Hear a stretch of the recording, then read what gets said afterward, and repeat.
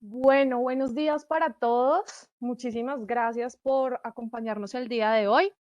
Iniciamos la tercera semana de esta ruta de habilitación de ciberseguridad liderada por IBM.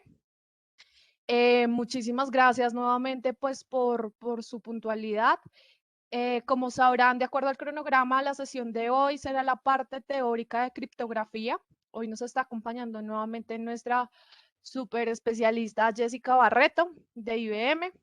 Entonces, para no perder más minutos de esta sesión, Jessy, te doy los buenos días. Muchas gracias por acompañarnos el día de hoy nuevamente y pues ya creo que podríamos dar inicio a la sesión. Muchísimas gracias.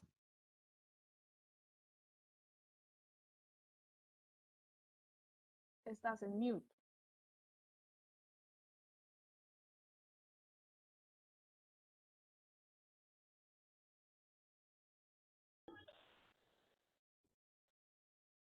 Jessy,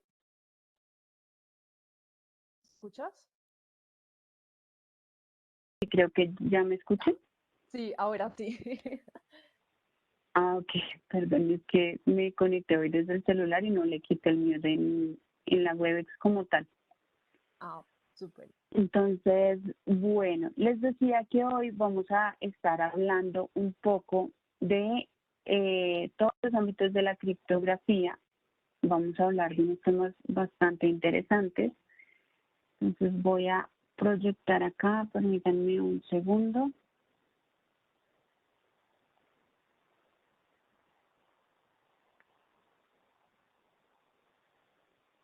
Para proyectar.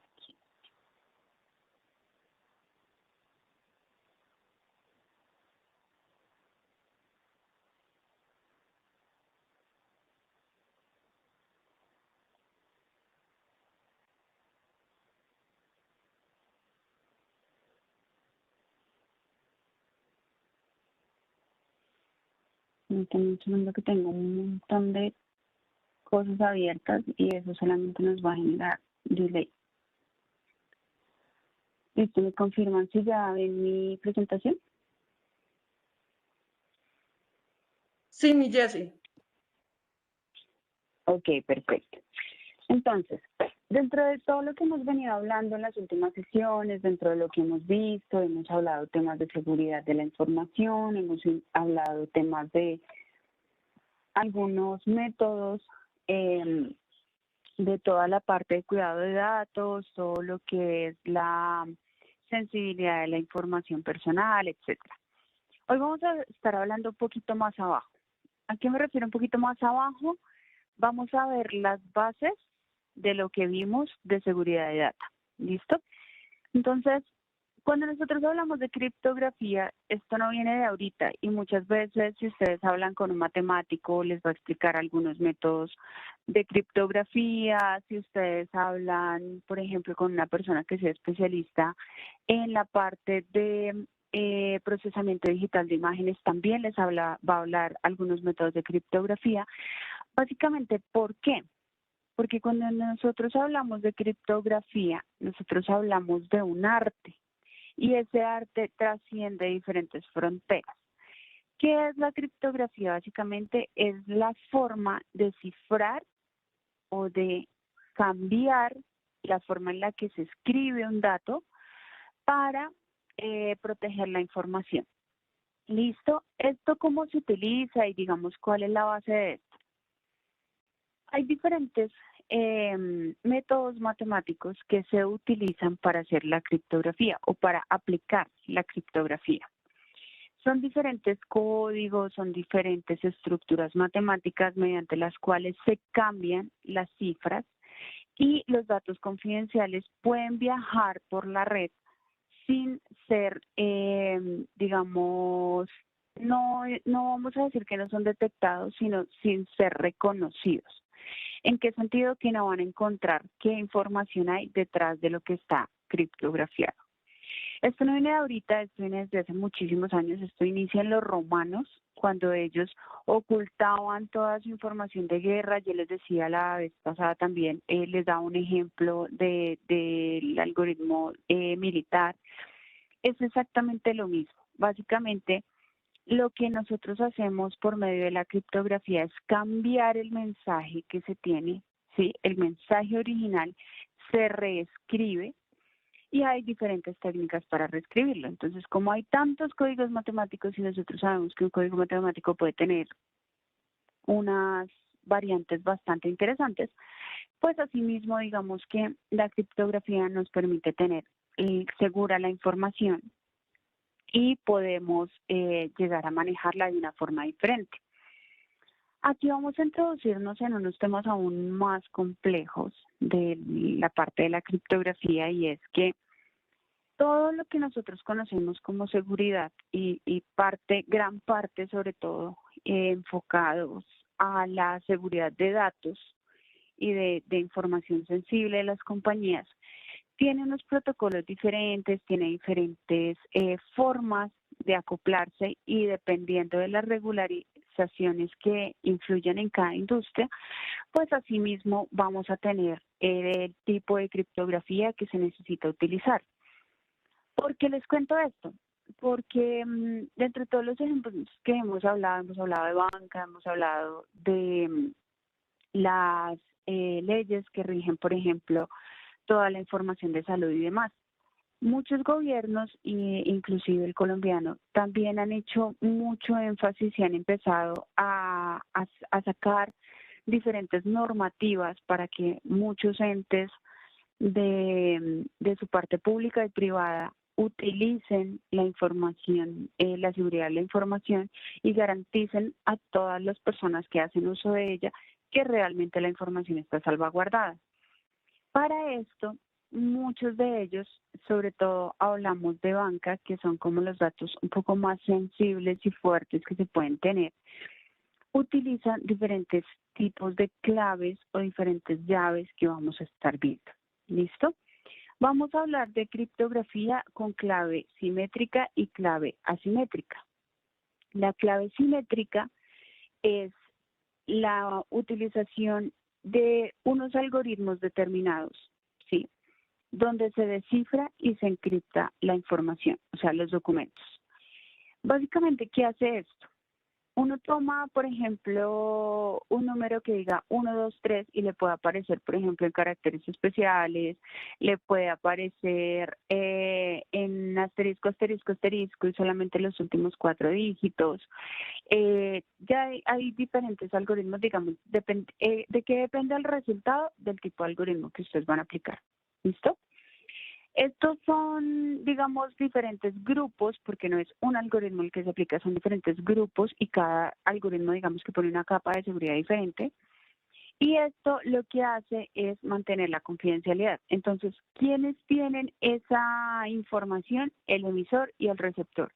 Pero al viajar digamos, en la red, en el caso que haya un man in the middle, contextualizando, man in the middle es un espía es un tipo de ataque, es un espía que se para en la mitad de la red y está mirando y está revisando qué está mandando una persona y qué le está llegando a la otra. Entonces, cuando un man in the middle intenta revisar qué está pasando en el mensaje, pues no le va a aparecer nada, porque digamos que le van a aparecer son caracteres, le va a aparecer información que él no va a saber cómo descifrar. ¿Listo? O sea, le va a tomar muchísimo tiempo poderla detectar.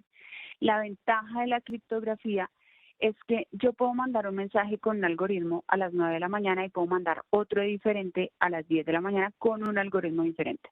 Entonces, al tener esas variaciones, digamos que lo que hacen es como botarles caramelos a los ciberatacantes de forma que ellos se gasten un montón de tiempo descifrando un mensaje y resulta que el mensaje core que tenía, digamos, información sensible iba en otro diferente, entonces pues como que pierden el tiempo.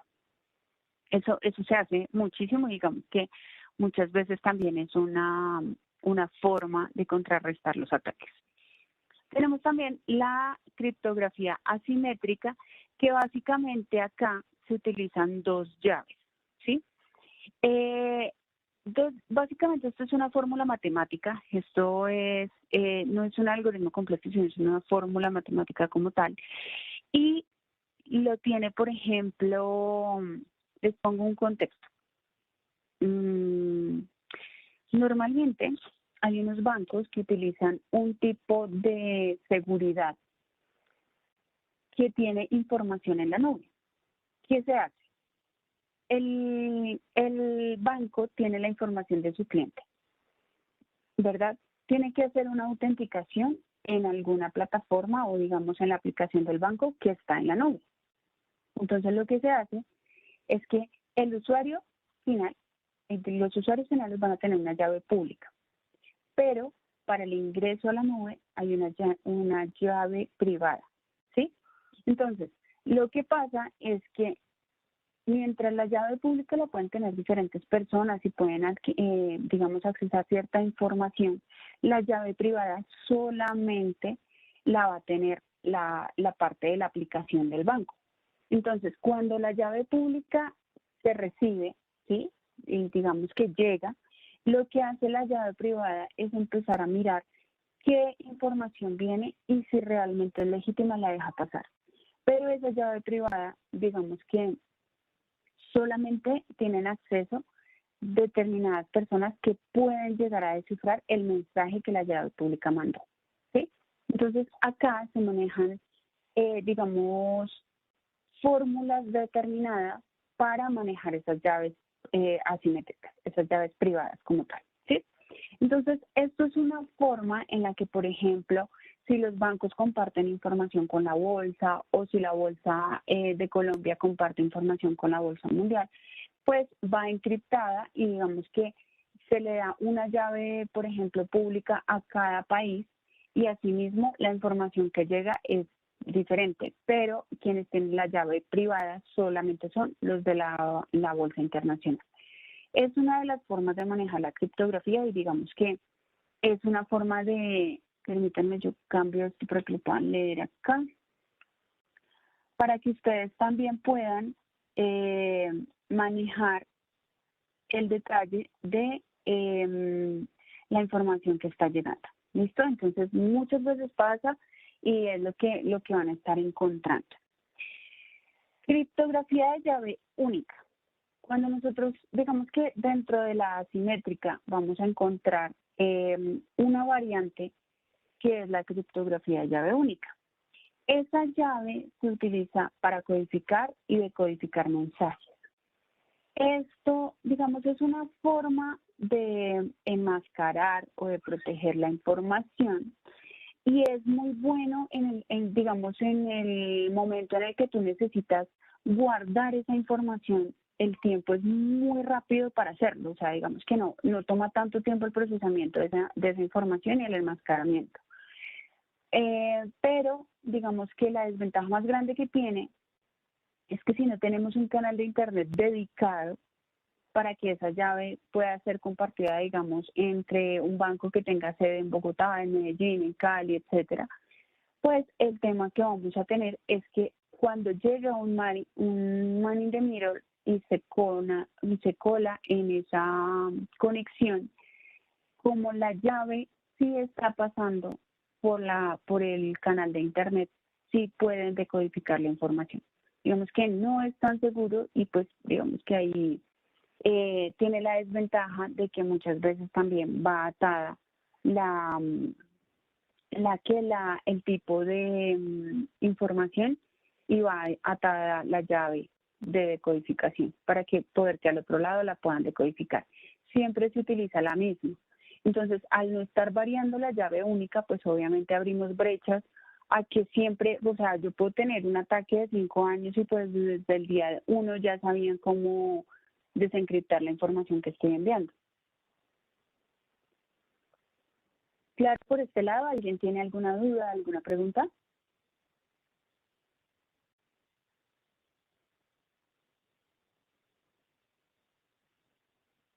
Vale. Entonces, seguimos. Criptografía de llaves públicas y privadas. Entonces, digamos que acá vamos a ondear un poquito más a fondo con la codificación y decodificación de mensajes con los dos tipos de llaves. Básicamente, ¿qué se maneja acá? Cada persona o digamos cada entidad que maneja este tipo de criptografía va a tener una llave por la cual van a llegar a su página de internet o a su aplicación y va a tener una llave privada, una llave única, digamos, que es por la que van a empezar a ingresar a las bases de datos, a la información, digamos, sensible de ellos. ¿Qué pasa aquí? Hagan de cuenta que esta llave va a ser la llave de su casa. La llave privada es la llave de su casa, ¿verdad? La llave pública es el sensor que tienen todos los propietarios del conjunto para entrar a las torres que cada uno tiene. Es exactamente lo mismo. ¿Qué pasa? Cuando un propietario acerca el sensor a la puerta, pues la puerta se abre y le permite entrar a su casa. Es exactamente lo mismo con la llave pública. Si yo voy a ingresar a una aplicación determinada y tengo un token que me permite, digamos, generar un código, normalmente hay tokens que son, por ejemplo, como las claves dinámicas que utilizan algunos bancos, que están variando, ¿sí? Hay unos que no. Hay unos que simplemente a ti te dicen como tu llave es 1, 2, 3, 4, asterisco 25, 26. Entonces, cuando yo acerco mi sensor, que es esa llave pública, la acerco a mi sensor, me permite entrar. Entonces, yo ya ingresé a todo lo que el banco me puede proveer, o a todo lo que el fondo pensional me puede proveer, o a todo lo que mi universidad me puede proveer, etcétera. Pero cuando yo voy a ingresar, digamos, a mi casillero, pues yo ingreso mi llave pública, pero internamente va a decir, venga, si es Jessica Barreto la que está ingresando o no es Jessica Barreto la que está ingresando. Es muy parecido al ejemplo que les doy en el ejercicio. Si, por ejemplo, mi vecino viene, intenta meter su llave en mi puerta, pues no va a poder entrar porque mi llave es única, ¿sí? De pronto la persona que conviva contigo, tus papás o tus hermanos, o tu esposo, o tu esposa, sí lo va a poder hacer porque tiene la llave original de la puerta, ¿sí? Es muy parecido y es un ejemplo muy similar a lo que manejamos con llave pública y privada. Básicamente acá lo que está pasando es que el emisor del mensaje tiene una llave que puede ser, digamos, conocida por muchas personas o que, digamos, no es tan confidencial, pero el receptor del mensaje sí tiene una única llave. ¿Qué pasa? Que, digamos, cuando el receptor de ese mensaje se convierte en el emisor, lo que él va a hacer es que va a mandar la información, pero ya no la publica con la llave privada que tiene, que es interna y confidencial, sino la permite, digamos, el tipo de cifrado que le pone, lo pone de manera que la llave pública le puede abrir esa codificación. ¿Listo? Vamos a hablar de un tema importante acá, que viene, digamos, como cambiando un poco todo lo que son los archivos digitales y la información que se maneja en la parte digital. No solamente, digamos, acá hablamos de muchas cosas, no sé si de pronto dentro de las personas que hay personas que declaran renta, ya la DIAN tiene la opción de firma digital para que tú puedas pagar tu declaración de renta en línea. Entonces, ¿qué es lo que hacen cuando le piden a uno la firma digital? ¿Sí? ¿Qué es eso que nosotros estamos diciendo? Ah, sí, yo ya tengo mi firma digital, lo puedo pagar en línea. Para nosotros es muy transparente muchas veces ese tipo de procesos y digamos que así como va avanzando la tecnología, pues así mismo nos vamos como uniendo a esos cambios. Básicamente la firma digital es un código con llave privada, de manera que cuando yo entro a, digamos en este caso, la DIAN, ¿sí? Ellos tienen la forma de verificar si lo que yo estoy mandando, o sea, si soy yo realmente quien está mandando la declaración de renta, ¿sí? ¿Cómo se hace esto? Básicamente, esto es una codificación algorítmica que se hace de forma que tu nombre, tu número de cédula, tu número de RUT, o sea, toda esa información confidencial queda atada a unos parámetros y a un algoritmo determinado. Cuando tú ingresas y vas a hacer el proceso de la declaración de renta y vas a pagar, pues ellos hacen un match entre lo que a ti te asignaron como firma digital y lo que tú estás mandando como tu firma digital. Ya con eso lo que ellos hacen es hacer la verificación, o sea, esto es como hagan de cuenta un doble factor de autenticación, pero mucho más seguro. Y ya con eso, digamos que te permiten entrar a tu banco y hacer el pago por PDC. ¿Listo? Es una de las cosas que se utiliza, no solamente lo está utilizando la DIAN, ahorita también lo está utilizando la registraduría, lo está utilizando, digamos, diferentes entes nacionales, públicos, los están utilizando precisamente para garantizar la información de los usuarios. Acá hago una acotación en algo. La registraduría ha venido haciendo varias campañas de actualizaciones de datos, de diferentes versionamientos y ahorita con todo lo de la cédula digital que se está implementando, está haciendo diferentes actualizaciones de datos y digamos que parte de esas actualizaciones de datos generan esa firma digital. ¿Y qué sirve esto? Y digamos que acá les hago una acotación de pronto un poco para que se sensibilicen del tema de cómo les puede estar impactando a ustedes. No sé si han escuchado que en el último año se han disparado muchísimo las suplantaciones de personas. ¿Cómo se hace una suplantación de personas? Si yo tengo el número de cédula de ustedes, pues yo puedo con la copia de su cédula ir y sacar un crédito, puedo sacar una tarjeta de crédito, puedo sacar un celular, puedo sacar en el costo, puedo sacar una tarjeta, puedo ir y comprar lo que se me dé la gana. Básicamente acá, digamos que lo que se está haciendo es para evitar esas suplantaciones, tener otras estrategias de seguridad, otra estrategia de criptografía con los usuarios finales. Últimamente me he dado cuenta y he escuchado mucho también en noticias y en diferentes blogs que sigo, que este tema de la suplantación está bastante disparado. Hay gente que llega de pronto a sacar un crédito para una moto y llega a Data Crédito y le dicen, no, usted está reportado. Cuando van y miran en Experian o en Data Crédito, que básicamente es lo mismo, van y revisan y sí están reportados porque resulta que le sacaron un celular o le sacaron un plan para hogar, etcétera, y nunca pagaron. Aquí lo que pasa es que esto va atado también mucho al robo de billetera, sí, al robo, digamos, de esa información que por ustedes pues es como el ente único que les va a permitir tener esa revisión de que ustedes realmente son ustedes.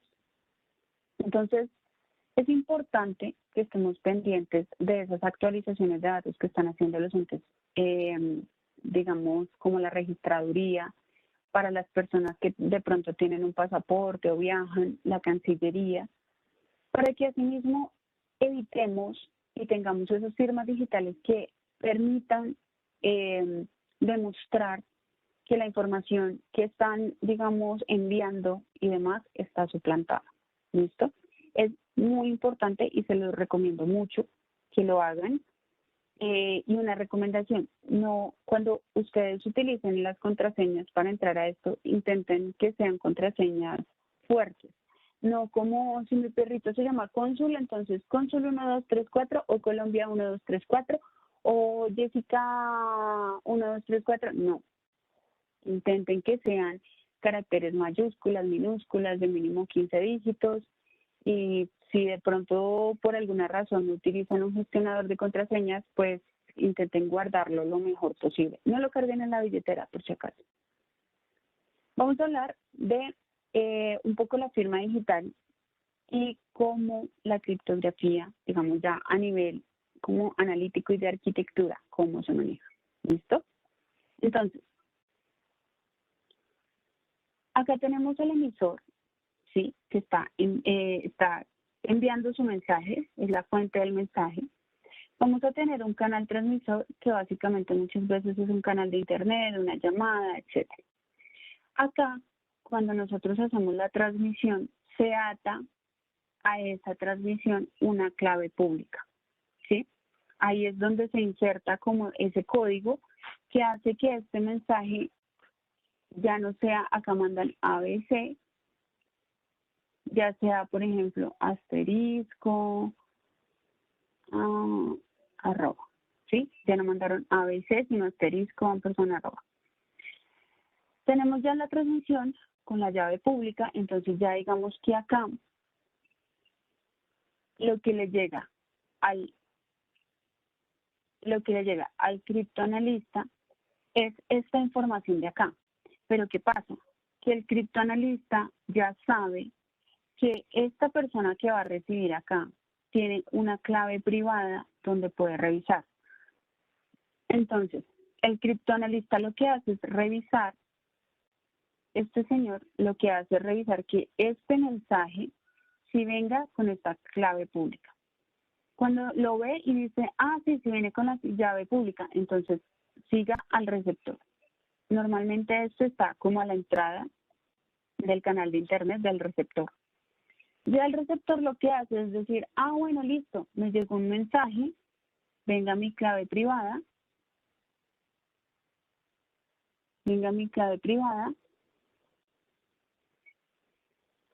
desencrípteme esta clave privada, desencrípteme el mensaje y que tengo ABC.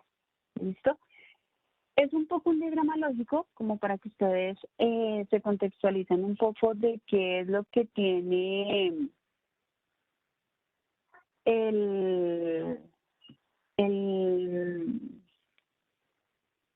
digamos, la clave pública por debajo. Es un poco como la parte lógica que tenemos. Básicamente acá son códigos, son muchas veces, hay de hecho personas, analistas de seguridad, que se encargan de ser criptoanalistas, tanto de envío como de recepción. Y muchas veces en entes, por ejemplo, de gobierno y demás, tienen personas que hacen esto para las comunicaciones externas. Muchas veces lo manejan de esta forma. ¿Listo? Hablamos también de la firma digital, pero por medio de clave simétrica. Entonces, cuando nosotros hablamos de este contexto, tenemos la fuente del mensaje, la transmisión, pero fíjense que nosotros vamos a tener un ente aparte o puede ser una aplicación, puede ser un software, etcétera, que lo que hace es empezar a mandar acá una clave y acá una clave. Entonces, la conocen en ambos puntos. Pero ¿qué pasa? Que si yo paro o pongo acá una persona que esté mirando esta transmisión, pues esa persona se hace a la llave del transmisor y a la llave del receptor, porque está en toda la mitad. Entonces, acá lo que se pide y lo que se hace es manejar esas fuentes de claves de forma que no vayan a través de la misma transmisión, sino que se hace. Por ejemplo, acá, permítanme, yo borro todo esto. Por ejemplo, acá, una buena práctica es coger esta fuente de claves y que para esta transmisión genere un algoritmo, o sea, se configure con un algoritmo y acá otro, ¿sí?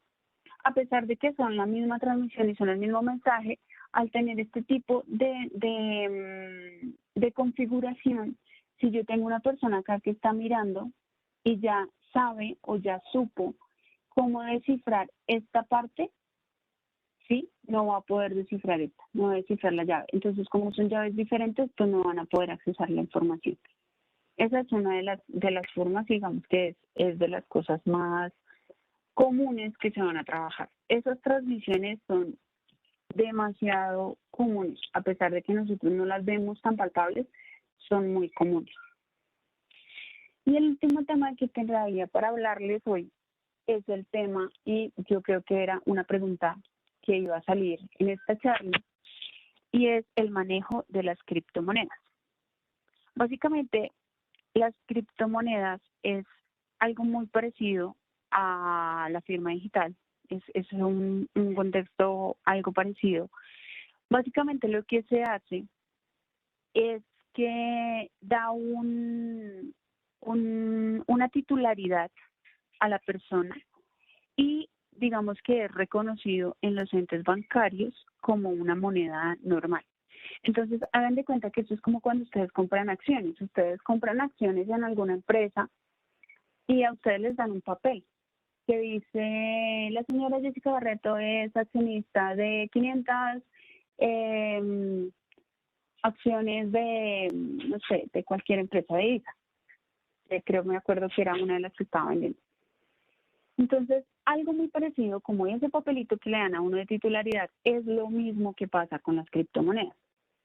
¿Sí? Básicamente acá, digamos que lo que hace mucha gente es comprar estas criptomonedas y invertirlas en la bolsa y demás, que porque esto da rentabilidad y demás, y esto y lo otro. Bueno, así como existe la criptomoneda, aquí existe una cartera digital que mantiene esas criptomonedas y hay unos entes que como que normalizan esas criptomonedas para ver si son legítimas o no.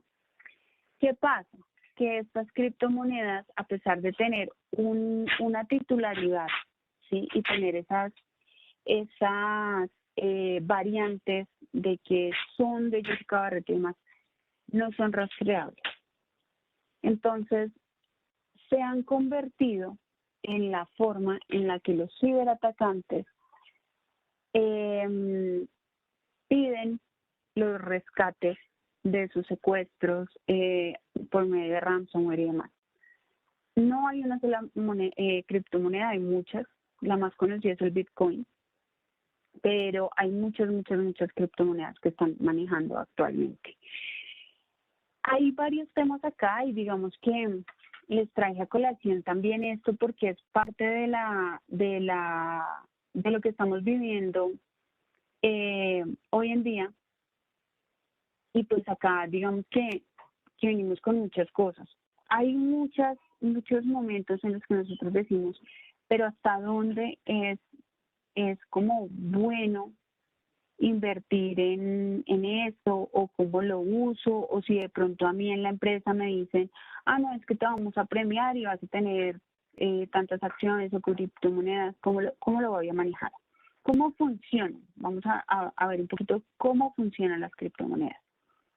Básicamente lo que se hace es que ustedes van a tener una base de datos, ¿sí?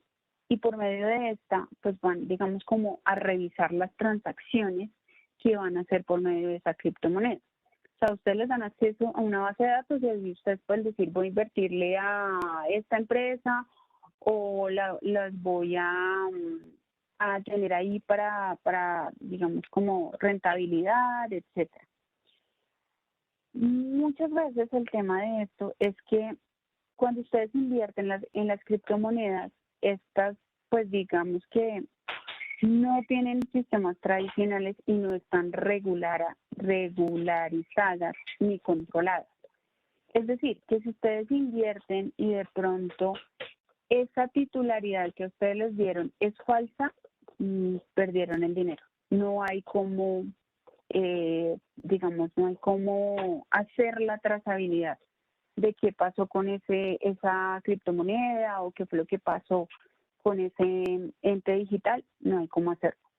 Entonces acá, digamos que esto no cuenta como un medio de pago y no cuenta con un respaldo de las autoridades públicas, ¿sí?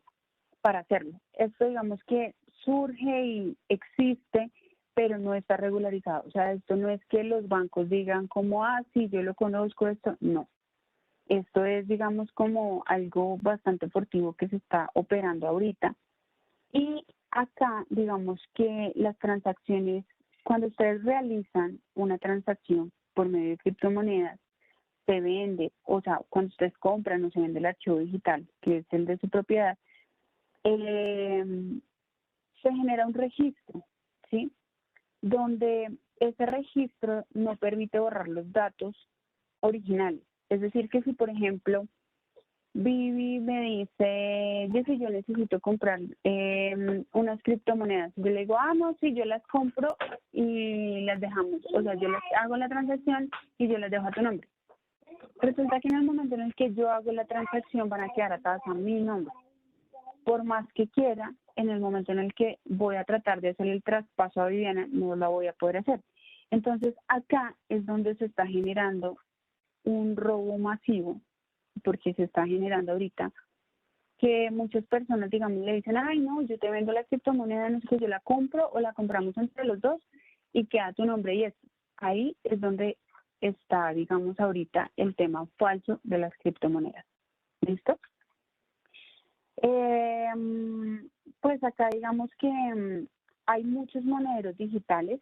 Nosotros vamos a tener esos monederos o esas carteras digitales. Lo que hacen es que es un software, es una aplicación donde se almacena y se envía y se reciben las criptomonedas. Entonces, los entes que están generando esas criptomonedas tienen uno que es para ellos y ustedes reciben uno que es un poco más pequeño donde está la información de la suya. Si esa información se las llegan a robar, pues obviamente sus criptomonedas quedan perdidas, porque no hay cómo hacer una trazabilidad de quién las tomó, cómo las tomó, nada de eso. ¿Listo? Entonces, hay dos tipos de carteras digitales o de monederos. Les llaman monedero caliente o monedero frío, básicamente. La diferencia entre ambos es que el primero, que es el caliente, está conectado a internet todo el tiempo y el frío no, está offline. ¿Listo? Entonces, hay monederos web, hay monederos móviles, hay monederos de escritorio, y ahí digamos que ya se manejan diferentes. Cuando hablamos de monederos fríos, existen solamente como hardware o monederos de papel, que es simplemente cuando a ti te imprimen esa información en una hoja y te la entregan. ¿Listo? Esto es como para contextualizarlos un poquito de lo que se maneja a nivel de criptografía y pues traerlos un poco más a la realidad de hoy en día, que son las criptomonedas. ¿Listo? Hay muchos temas acá que pueden empezar a hablar y que pueden, digamos, empezar a trabajar. Hay muchas cosas que pueden encontrar, digamos que la era del Internet nos abrió muchas puertas a muchas cosas, pero asimismo nos puede llegar a generar un impacto bastante grande si no sabemos cómo cuidar. Entonces acá es donde empezamos a manejar y empezamos a estructurar diferentes tipos de seguridad para nuestra información. Así como yo les hablaba de todo esto, asimismo las empresas, digamos que si en estas charlas de seguridad hemos puesto algunos ejemplos a nivel de empresa, también los hemos puesto a nivel de personas. Siempre atentos mucho a los temas de seguridad. Pregunten. A veces es mejor preguntar y empezar a investigar un poco. El mismo Internet les provee diferentes fuentes de información donde van a poder revisar qué tienen y hacia dónde van. Y asimismo para las empresas, pero cuando ustedes custodian su información, custodienla de una forma muy celosa. Así como cuando ustedes sacan plata del banco, que cuando es una gran cantidad de dinero no hayan donde guardarla, entonces se llevan el doble pantalón y demás, etcétera. Asimismo tienen que guardar su información. Asimismo, cuando ustedes estén de pronto, por ejemplo, una buena práctica, cuando ustedes salgan a la calle, más ahorita con varios temas de seguridad que nos están impactando, pues si pueden dejar su tarjeta de débito, su tarjeta de crédito, mucho mejor. Es parte de las clonaciones más grandes que hay ahorita. No les digo que dejen la cédula porque donde los pare el policía, pues obviamente les va a multar. Pero la idea sí es como que tratemos de cuidar la información de nosotros lo más posible. Hay personas que tienen, por ejemplo, como una carterita más pequeña donde guardan pues su cédula y demás, y no la guardan como tal en la billetera, etcétera. Hay diferentes formas y digamos que la invitación acá es que estemos un poquito más cuidadosos con todos los temas que estamos trabajando y asimismo pues que podamos empezar a avanzar en todos estos temas y podamos llegar a ondear un poco y a sensibilizarnos un poco de cómo nos pueden impactar. ¿Por qué traíamos este tema hoy? Y acá les expongo un punto. Cuando ustedes manejan aplicaciones y cuando ustedes trabajan, digamos, en la parte de desarrollo de software, van a tener la necesidad de utilizar estos tipos de manejos criptográficos para, digamos, encapsular o guardar la información. Una de las buenas prácticas que tienen los desarrolladores es no quemar dentro del código las llaves. Y es importante que lo tengan presente en el momento en el que ustedes hagan una aplicación o hagan algún tipo de desarrollo. ¿Listo? No sé si alguien tiene preguntas, tienen dudas, si el tema fue muy denso.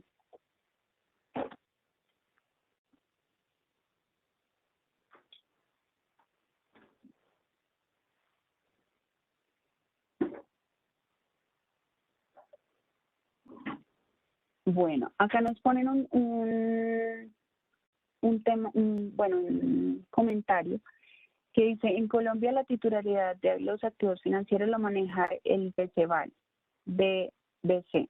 En criptomonedas no se puede ver la procedencia de la titularidad, por eso no hay trazabilidad. Es así.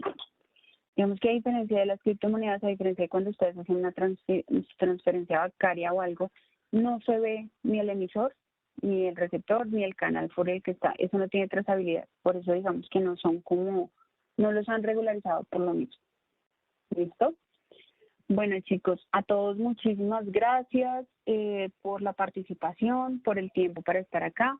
Mañana tenemos parte práctica, ya la próxima semana terminamos nuestras charlas de los jueves y los viernes. Esperamos que realmente les hayan sido de muchísima utilidad. Lo que vamos a ver la próxima semana es ethical hacking, entonces vamos a ver los tipos de ethical hacking que tenemos, vamos a hablar un poquito de la certificación de ethical hacking para las personas que nos han estado preguntando y así mismo digamos que ustedes puedan tener un contexto un poquito más detallado. Dudas, preguntas, comentarios, tranquilos, con toda confianza, si de pronto les surge entre hoy y mañana, con toda la confianza saben que la pueden hacer. Les agradecemos mucho el espacio, el tiempo, la participación y la puntualidad que han tenido y nos vemos mañana. ¿Listo? No sé, Vivi, si tienes algo más para mencionar solo una cosa, muchas gracias primero a ti, Jessy, por tu tiempo también y por compartir todos tus conocimientos con nosotros.